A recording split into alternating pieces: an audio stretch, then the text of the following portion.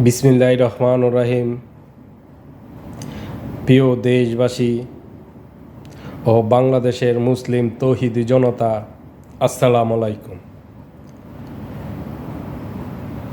বর্তমান সরকারকে আমি উদ্দেশ্য করে দু চারটা কথা বলতে চাই। ইন্ডিয়া আমাদের কখনো বন্ধু ছিল না, বন্ধু হতে পারে না এবং হবেও না। বিষধর সাপকে যতই আপনি দুধ কলা দিয়ে পোষেন না কেন, বিষধর সাপ সুযোগ পেলে আপনাকে সবল মারবেই। প্রধানমন্ত্রীর রাজনৈতিক উপদেষ্টাকে যখন কূটনীতিক চ্যানেল দিয়ে ইন্ডিয়াতে প্রবেশ করতে দেওয়া হয় নাই, এতে স্পষ্ট বোঝা যাচ্ছে ইন্ডিয়া কি চায়। বর্তমান বাংলাদেশের হিন্দুরা যেই হারে মাথা চারা দিয়ে উঠেছে, এতে স্পষ্ট বোঝা যাচ্ছে যে অতি শীঘ্রই, অতি তাড়াতাড়ি, খুব নিকটে একটি সংঘাতের সৃষ্টি হওয়ার জন্য হিন্দুরা এই পায়তারা শুরু করেছে। আজকে ঢাকা বিশ্ববিদ্যালয়ের হিন্দুরা মশাল মিছিল বের করে তাদের কোন ভগবানকে কে কি বলেছে।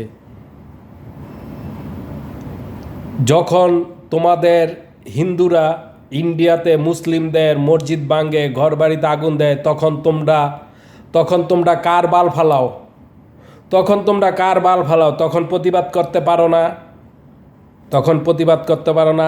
আর 90% মুসলমানের দেশে, বাংলাদেশে তোমাকে বুকের ভিতরে রেখেছে মুসলিমরা। আর এখন তোমরা সেই মুসলমানদের বুকের ভিতরে ছুরি মারার চেষ্টা করছো। তোমার এত বড় রামের মূর্তি কেন বানাইতে হবে? কেন তুমি মন্দিরের বাইরে মূর্তি স্থাপন করবা? এটা তো তুমিই শুরু করেছো। তুমি হিন্দু শুরু করেছো, কোনো মুসলমান শুরু করে নাই। তুমি হিন্দু শুরু করেছো, আর এখন মুসলমান প্রতিবাদ করা শুরু করেছে। এখন তোমার গায়ে আগুন লেগেছে। যদি বেশি গায়ে আগুন নিতে চাও, তাহলে মুসলমান ঠিকই তোমাদের গায়ে আগুন লাগিয়ে দিবে।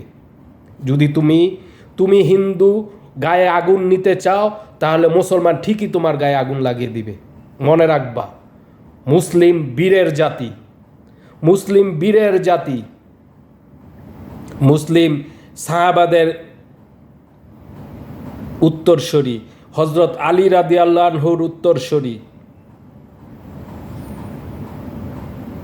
মুসলিম বীরের জাতি।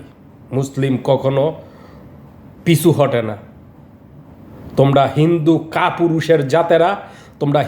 কাপুরুষের জাতেরা, মনে রাখবা, মুসলিম কখনো পিছু হটে না।